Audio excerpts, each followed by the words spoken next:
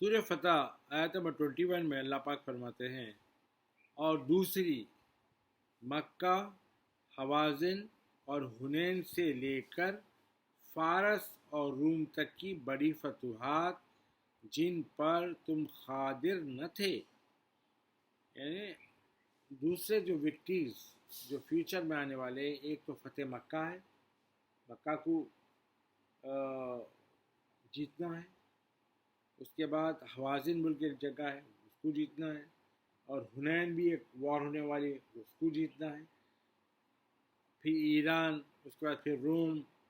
یہ سب بڑے بڑے وکٹریز جو ہے اللہ تعالیٰ کیا کرے، جس پہ یہ جیتنے پر یہ لوگ کیپیبل نہیں تھے، قادر نہیں تھے لوگ، بے شک اللہ نے تمہارے لیے ان کا بھی احاطہ فرما دیا، یعنی اللہ تعالیٰ یہ جیتنے کا بھی ان کے لیے انتظام کر دیا، اور اللہ ہر چیز پر بڑی قدرت رکھنے والا ہے۔ آیت نمبر 22 میں اللہ پاک فرماتے ہیں، اور اے مومنو، اگر کافر لوگ حدیبیہ میں تم سے جنگ کرتے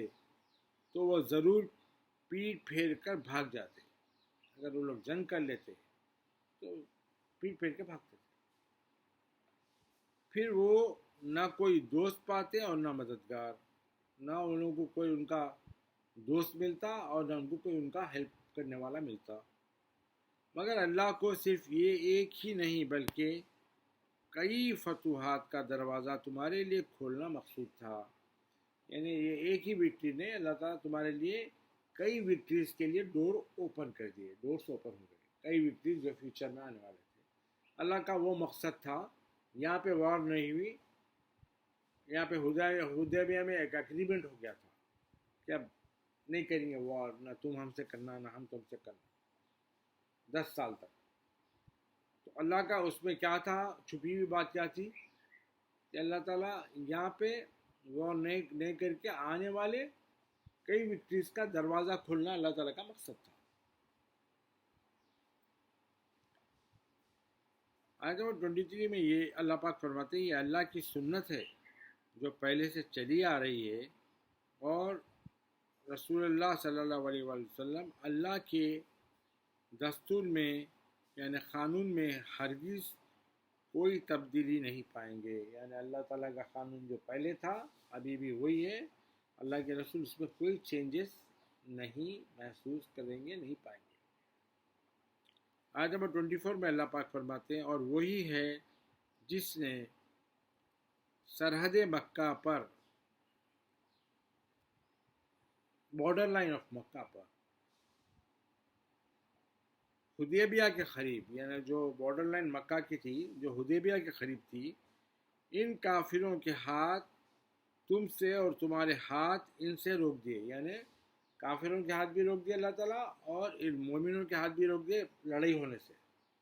لڑائی نہیں ہونے دیا، اس کے بعد کہ اللہ نے تمہیں ان کے گروپ پر غلبہ بخش دیا۔ بعد میں کیا ہوا، مومنوں کے گروپ اتنا اسٹرانگ ہو گیا کہ وہ لوگ مکہ کو فتح کرنے کے بھی کیپیبل ہو گئے، اللہ کی طرف اللہ نے بخشا تھا، اور اللہ ان کاموں کو جو تم کرتے ہو خوب دیکھنے والا اور خوب جاننے والا ہے۔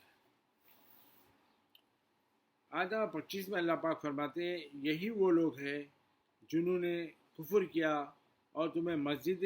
حرام یعنی مکے سے روک دیا، اور قربانی کے جانوروں کو بھی جو اپنی جگہ پہنچنے سے رکے پڑے رہے، اور کئی ایسے مومن مرد اور مومن عورتیں مکے میں موجود نہ ہوتی جنہیں تم جانتے بھی نہیں،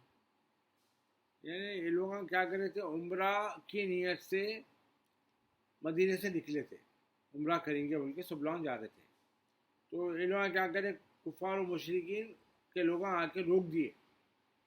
کہ بولے اس سال نہیں کرنا عمرہ، تم لوگ حج یا عمرہ اس سال نہیں کرنا، ایک وار کے جیسی پوزیشن سچویشن ہو گئی تھی۔ تو مگر کیا ہوا وہاں پہ، ٹھیک ہے یہ سال مکہ یا مکہ کو نہیں جائیں گے، نیکسٹ ایئر اور بول کے، تو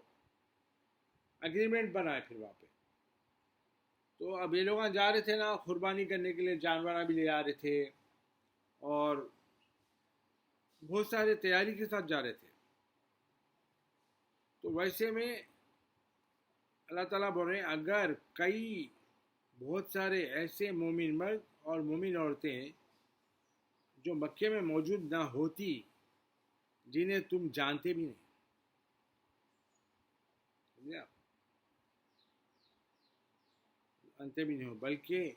تم انہیں پامال کر ڈالو گے اور تمہیں بھی لا علمی میں ان کی طرف سے کوئی سختی اور تکلیف پہنچ جائے گی. یعنی اللہ تعالیٰ بول رہے ہیں کہ کئی ایسے مومن مرد ہیں اور کئی ایسے مومن عورتیں ہیں جو وہ لوگ جو ہے مکے والے جانتے بھی نہیں تھے، اور ان کو جو ہے نا اللہ پامال کر ڈالے، یعنی ان لوگوں کو نقصان پہنچا دیتے ہیں اور ان لوگوں کو معلوم بھی نہیں ہوتا. یعنی اللہ تعالیٰ کیا بول رہے ہیں، ہو سکتا ہے کہ تم لوگ جو مکے کو جا رہے تھے، کئی مومن عورتوں اور کئی مومن مردوں کو جو مکے میں موجود بھی نہیں رہتے تھے، جس کو تم لوگ جانتے بھی نہیں تھے، کہ ان کو ان غلطی سے ان کو نقصان پہنچا دیتے اور تم کو پتہ بھی نہیں ہوتا، اور پھر ان کی طرف سے وہ مومن اور مردوں اور مومن عورتوں کی طرف سے تم لوگوں کو تکلیف بھی پہنچ جاتی. یعنی اولا بھی کوئی سختی اور تکلیف پہنچا دیتے. تو ہم تمہیں اس موقع پر ہی جنگ کی اجازت دے دیتے. اگر ایسا ہوتا تو اللہ تعالیٰ اس موقع پر جنگ کی اجازت دے دیتے، جنگ کر لو بول کے. تو ہم تمہیں اس موقع پر ہی جنگ کی اجازت دے دیتے، مگر فتح موقع مکے کو مؤخر اس لیے کیا گیا. یعنی وہ ٹائم اللہ تعالیٰ مکے کے اوپر اٹیک کرنے، جا کے وہاں جنگ کرنے سے اس لیے روک دیے کہ کیونکہ فتح مکہ کرنے سے اللہ تعالیٰ کیا کرے، ڈیلے کرے مکے کو فتح کرنے سے. کیوں کرے ڈیلے؟ تاکہ اللہ جسے چاہے صلح کے نتیجے میں اپنی رحمت میں داخل فرما لے. یعنی وہاں پہ جو لوگ تھے جو لڑائی جھگڑے سے لڑائی جھگڑا نہیں پسند کرتے تھے، یعنی وہ لوگ کمپرومائز کر لینا چاہتے تھے، صلح کرنا چاہتے تھے، تو اللہ تعالیٰ وہ صلح کے نتیجے میں اپنی رحمت ان کے دلوں میں داخل کر کے، ان کے دلوں میں جو کفار ہے جو ہے، تو اللہ چاہے تو ان کے دلوں میں اللہ تعالیٰ کی رحمت داخل کرے صلح کے نتیجے میں، جو کمپرومائز کر لیے اس کے رزلٹ میں بغیر لڑے کے.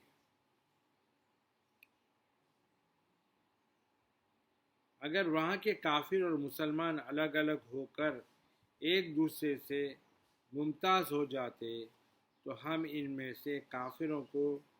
دردناک عذاب دیتے ہیں. وہاں کے جو مسلمان ہیں اور وہاں سے جو کفار ہے، اگر مکے میں جو رہ رہے تھے، مکے میں مسلمان بھی رہ رہے تھے اور کافر بھی رہ رہے تھے، اگر یہ لوگ الگ الگ ہو جاتے ایک دوسرے سے، بالکل سپریٹ ہو کے یہ لوگ سپیریئر ہو جاتے اگر، تو اللہ تعالیٰ کافروں کو کیا کرتے تھے، سخت عذاب دیتے. سمجھا؟ آیت نمبر 26 میں اللہ پاک فرماتے ہیں جب کافر لوگوں نے اپنے دلوں میں متکبرانہ ہٹ دھرمی رکھ لی. کافروں نے کیا کرا، غرور کے ساتھ ہٹ دھرمی، یعنی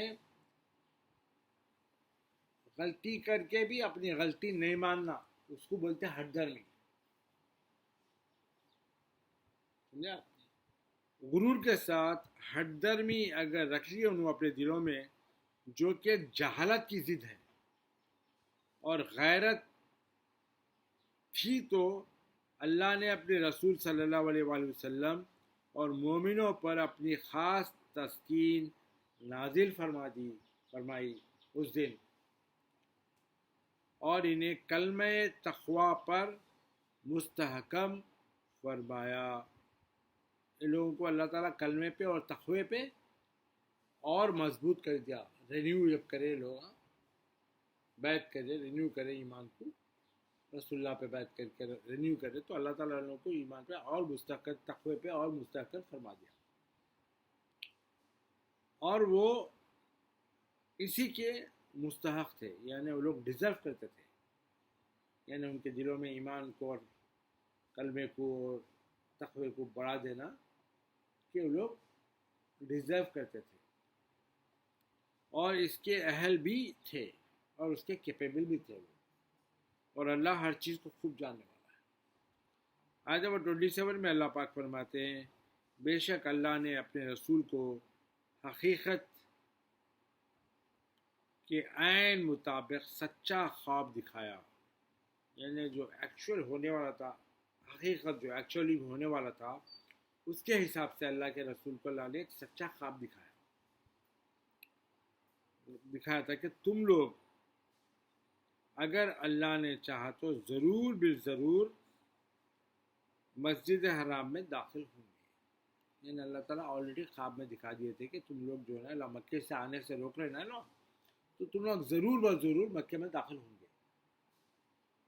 امن و امان کے ساتھ، وہ بھی بغیر جھگڑے کے، پیسفلی. کچھ اپنے سر منڈائے ہوئے اور کچھ بال کترائے ہوئے،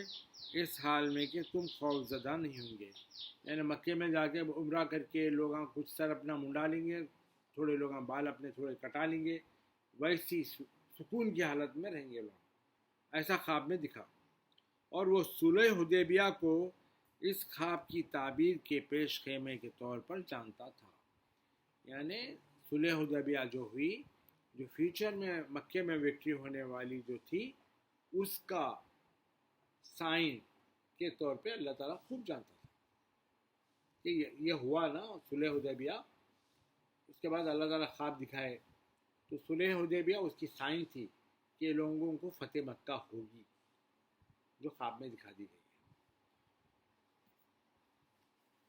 تو اللہ تعالیٰ فرماتے ہیں اللہ تو جانتا تھا مگر تم نہیں جانتے تھے. سو اللہ نے اس فتح مکہ سے بھی پہلے ایک فوری فتح حدیبیہ سے پلٹتے ہی، جب حدیبیہ سے پلٹ کے مدینے کچھ گئے نا، اس کے بعد فوراً خیبر پر اٹیک کرے. تو فتح مکہ سے پہلے حدیبیہ سے پلٹتے ہی اللہ تعالیٰ لوگوں کو کیا کرے،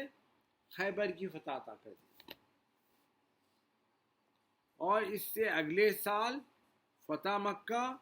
اور داخل حرم عطا فرما دیا. خیبر یہ سال جیتے،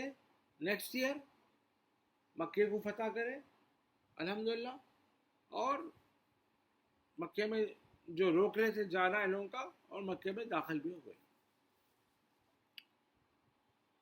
آیت نمبر 28 میں اللہ پاک فرماتے ہیں، اور وہی ہے جس نے اپنے رسول کو ہدایت اور دین حق عطا فرما کر بھیجا. یعنی اللہ تعالیٰ رسول اللہ کو ہدایت کے ساتھ اور دین حق دونوں عطا کرا، اس کے بعد بھیجا لوگوں کے پاس. لوگ بولتے ہیں نا رسول اللہ کو یہاں پہ آئی تو ہدایت، ایک دوسرا سورہ جو لوگوں کے لیے ہے وہ ہدایت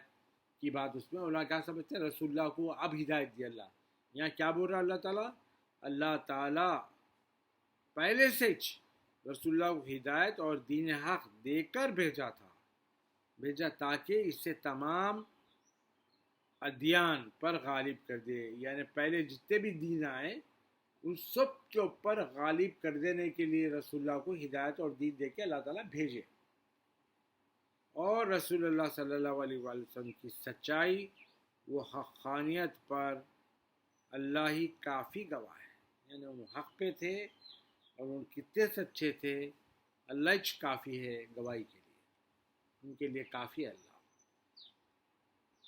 آیت نمبر 29 میں اللہ پاک فرماتے ہیں، یہ پڑھتے نا تم لوگ، محمد رسول اللہ والذین معہ اشداء علی الکفار رحماء بینہم، سورہ فتح کی آخری آیت ہے نا، وہ آیت ہے کہ محمد اللہ کے رسول ہیں صلی اللہ علیہ وآلہ وسلم، اور جو لوگ رسول اللہ صلی اللہ علیہ وآلہ وسلم کے ساتھ ہیں وہ کافروں پر بہت سخت ہے اور زور آور بھی ہے، اسٹرانگ بھی ہے، اور آپس میں مومنہ ایک دوسرے کے لیے نرم دل ہے. اور شفیق ہے ایک دوسرے کے لیے.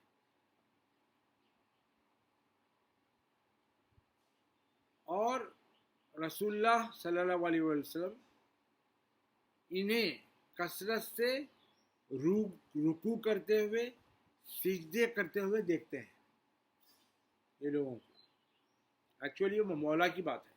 حضرت علی کے اوپر ہے یہ. حضرت علی کیا ہے,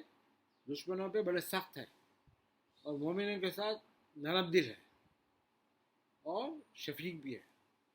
اور حضرت علی اکثر نماز میں سجدوں میں رکوع میں زیادہ کرتے تھے, رسول اللہ دیکھتے تھے. وہ صرف اللہ کے فضل اور اللہ کی رضا کی خواہش مند ہے. ان کی نشانی ان کے چہروں پر سجدوں کا اثر ہے, یعنی سجدوں پہ کالے جو نشان ہیں ان کی نشانی ان کے چہروں پہ سجدوں کا جو اثر ہے, جو بصورت نور نمایاں ہے, یعنی نور کی شکل میں دکھتا ہے. اور ان کے یہ اوصاف تورات میں بھی ذکر کرے ہوئے ہیں, یعنی ان کی جو کوالٹیز ہے جس کا ذکر آلریڈی تورات میں بھی آ چکا ہے. یہ جو امت محمدیہ کے جو خاص لوگ ہیں نا, ان کا ذکر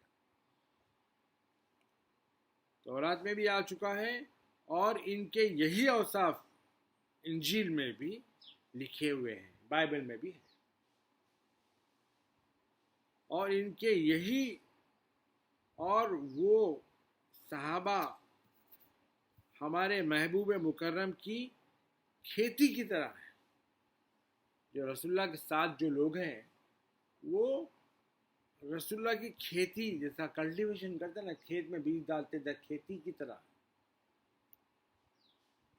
جس نے سب سے پہلے اپنی باریک سی کوپل نکالی. اب کھیتی میں کیا ہے, بیج ڈالتے چھوٹی سی کوپل نکلتی, پہلے چھوٹا مولکا نکلتا نہیں, یعنی ویسا ہے. جس نے پہلے باریک سی کوپل نکالی, پھر اسے طاقتور اور مضبوط کیا, پانی وانی دے کے اس کو اسٹرانگ کرے, پھر مضبوط کرے. پھر وہ موٹی اور دبیز ہو گئی, یعنی جب بڑی ہو گئی تو موٹی پیڑ ہو گئی اور اسٹرانگ ہو گئی, دبیز ہو گئی, موٹی ہو گئی. پھر اپنے تنے پر سیدھی کھڑی ہو گئی, یعنی اس کا تنا وہ تو اس کا پیڑ ہے, اس کے بعد اس کے جو ڈالیاں رہتے ہیں نا, اپنے تنے پہ خود سیدھی کھڑی ہو. اور جب سرسبز و شاداب ہو کر لہلائی, جب وہ گرین اور خوبصورت ہو کے جب ہوا سے لہلانا شروع کری, کاشتکاروں کو کیا ہی اچھے لگنے لگی. یعنی رسول اللہ جو محنت کرے, رسول اللہ بگن میں یہ دین کا بیج بوئے, اس کے بعد اس کو سیچتے رہے, پھر ایک وقت آیا کہ وہ کھیتی ایسی ہو گئی, اپنے تنے پہ کھڑی ہو گئی, اور جب وہ لہلائی یعنی تو اللہ کے رسول کو وہ خوبصورت دکھی. اور اللہ نے اپنے حبیب مکرم صلی اللہ علیہ وآلہ وسلم کے صحابہ کو اسی طرح ایمان کے تناور درخت سے بنایا. یعنی ان کے اندر صحابہ میں ایمان جو تھا نا, وہ سب کا اگر آپ ملائے تو ایک تناور یعنی اسٹرانگ درخت بن جاتا ایمان کا, تاکہ ان کے ذریعے وہ محمد رسول اللہ صلی اللہ علیہ وسلم سے جلنے والے کافروں کے دل جلائے. صحابہ کے ایمان لانے سے اور ان کے ایمان میں ایکٹیو رہنے سے, عمل کرنے سے رسول اللہ سے جو لوگ جلتے تھے ان کے دل جل جائے. اللہ نے ان لوگوں سے جو ایمان لائے اور نیک اعمال کرتے رہے مغفرت اور اجر عظیم کا وعدہ فرما لیا.